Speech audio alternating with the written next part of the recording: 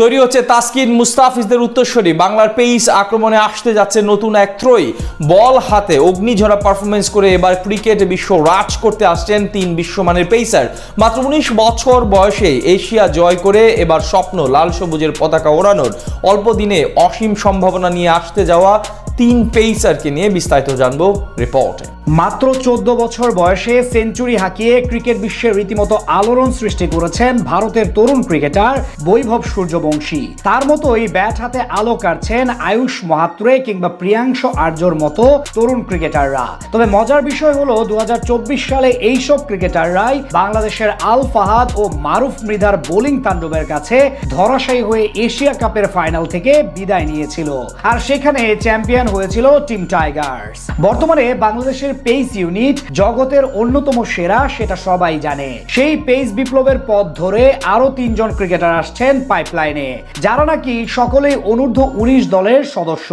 অল্প দিনে যারা নিজেদের অসীম সম্ভাবনার ছাপ ফেলেছেন।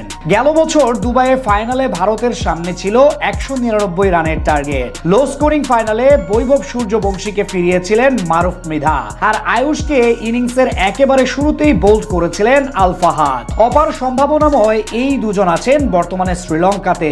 টাইগার পেস আক্রমণের ভবিষ্যৎ নেতা ভাবা হচ্ছে ফাহাদকে। গতির সঙ্গে আলাদা রকম সুইং করাতে বেশ পারদর্শী এই ক্রিকেটার। চলমান লঙ্কা সিরিজে ফাইফার সহ 6 উইকেট নিয়েছেন। সব মিলিয়ে 4 ম্যাচেই তার শিকার 12 উইকেট। গেল আন্ডার-19 এশিয়া কাপে চ্যাম্পিয়ন হওয়ার পিছনে বড় অবদান রেখেছিলেন তিনি। এরই মধ্যে লিস্ট এ ক্রিকেটে 10 ম্যাচে শিকার করেছেন 7 উইকেট। সব মিলিয়ে এই তরুণ হতে পারেন আগামী দিনের তাসকিন আহমেদ। এদিকে ফাহাদের মতোই সম্ভাবনাময় আরেক নাম যেন মারুফ মৃধা। বাহাতি পেসারকে ধরা হচ্ছে মুস্তাফিজের উত্তরসূরি হিসেবে। দুর্দান্ত বোলিং এর সুবাদে এবারের বিপিএল এ ডাক পেয়েছিলেন চিটাগাং কিংসের হয়ে, তবে সুযোগ পেয়েছিলেন মাত্র এক ম্যাচে। 4 ওভারে 36 রান খরচ করেছেন। তবে ফরচুন বরিশালের মতো শক্ত দলের বিপক্ষে তার ওই পারফরমেন্সই জানান দেয় বড় কিছুর জন্য তৈরি তিনি। ফার্স্ট ক্লাস ক্রিকেটে মাত্র 2 ম্যাচে তার দখলে 7 উইকেট, আর লিস্ট এ ক্যারিয়ারে মাত্র 14 ম্যাচে শিকার করেছেন 21 উইকেট। বল হাতে যেমন গতির ঝড় তুলতে পারেন তিনি, তেমনি কাটারেও দুর্দান্ত মারুফ মৃধা।